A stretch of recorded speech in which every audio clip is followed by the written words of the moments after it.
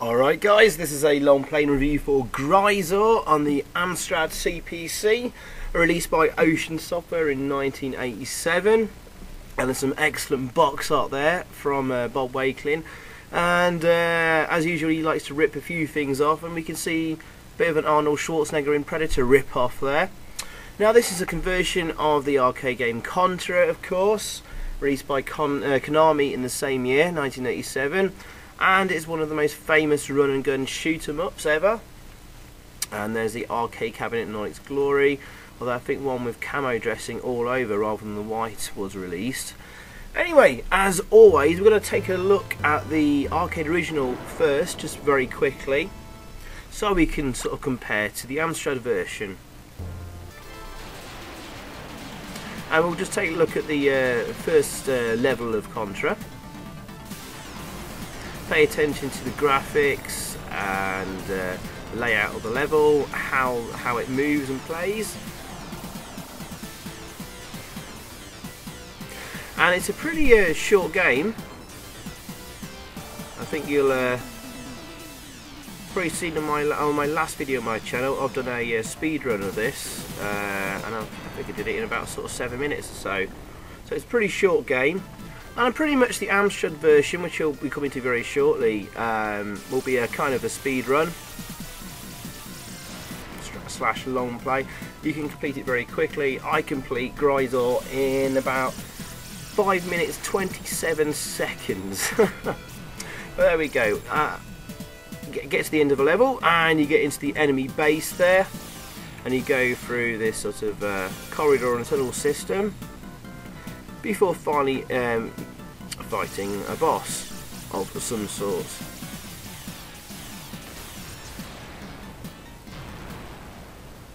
There we go, here comes like the boss battle.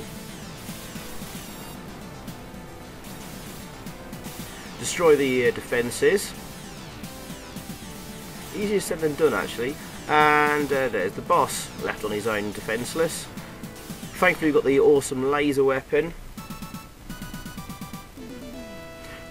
which you want to try and carry throughout the game. And there's the start of the second level, which becomes a vertically scrolling one. But anyway, enough about that. Let's move on to the Amstrad version. There's the advert that appeared in the magazines at the time. I said it was released roughly in the same year as the arcade. So Ocean or Imagine Software grabbed the rights for this very quickly and got straight to work on the conversion. Put in some of the best programmers there at the time on the case, with John Brandwood there. He's one of the ace programmers. He also programmed the excellent Renegade conversion for the Amstrad, as well as the Untouchables, and had his hand in a few others as well. But let's start this off. And as you can see guys, lovely, gorgeous, colourful graphics. And it does look a heck of a lot like Contra.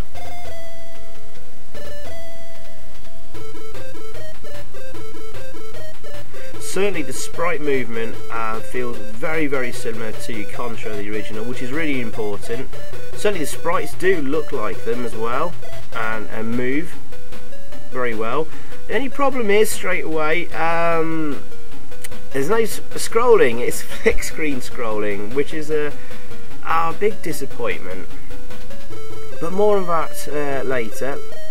Here we are at the end of the first stage, coming into the corridor and tunnel system, and you can see we've cleared this really quickly. So I need to talk fairly quickly and get a lot in. Yes, these tunnel systems are done really nicely, and place to the Amstrad strength here. A single screen, lots of colours, lots of action that you can handle. And this is probably the conversion closest to the arcade original, really, on certainly 8-bit home computer systems. Very faithful, although it is missing some stuff, and more on that in a second. Here's the first sort of boss battle. End of the first enemy fortress, I suppose. Again, pretty much just like in the arcade original. The only thing missing here is when we defeat him, you just run off the screen. You saw in the video, the previous part there. There's a lift that takes you up to the next level. Now, I had to clear this really quickly. Really important, you get the invincibility pick up there, I think with the letter B on it, and you can clear this entire level with that invincibility. So yes, excellent music, but I hope you notice on the title screen, guys, you have a choice between sound effects and music. You press the escape key to change between them, or toggle. You can't have both at the same time, real shame.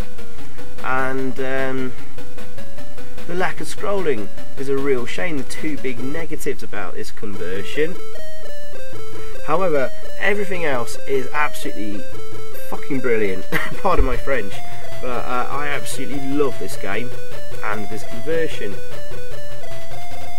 It's certainly one of the games most talked about on the Amstrad.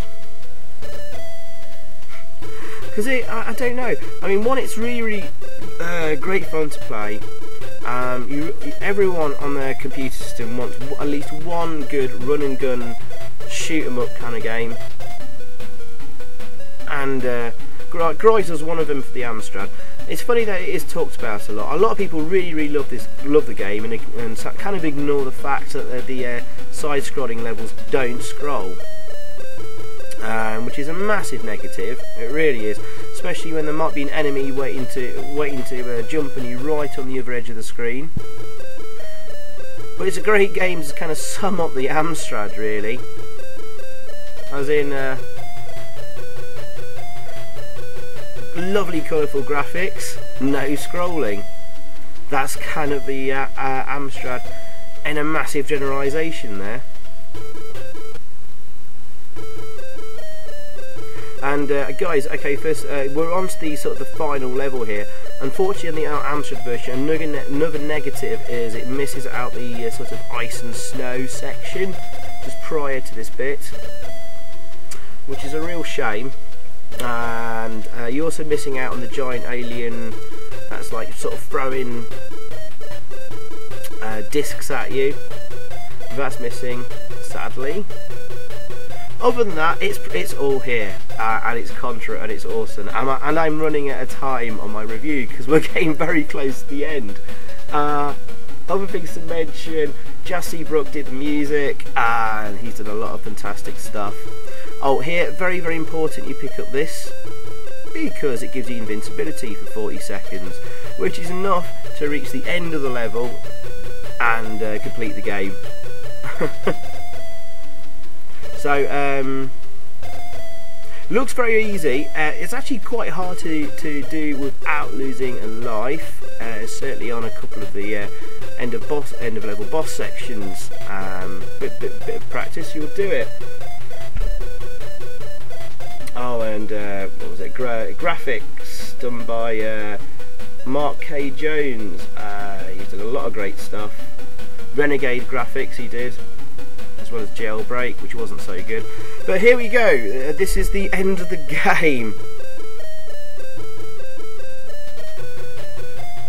Awesome. And just check out the ending here. How evil is this ending? Congratulations, save the Earth from the evil alien threat. Unfortunately, destroying the heart activates a self-destruct mechanism which blows up the planet. How sad. What an ending. So there you go, guys. I'm going to give this game a 9 out of 10. Although at the time, the magazines at the time actually rated this a little lower. Amstrad Action Magazine gave it around about 78%. And you have to be fair, there isn't any scrolling. It's a big chunk of the game missing. But goddamn, this is fun. It's a great looking, great playing shoot 'em up.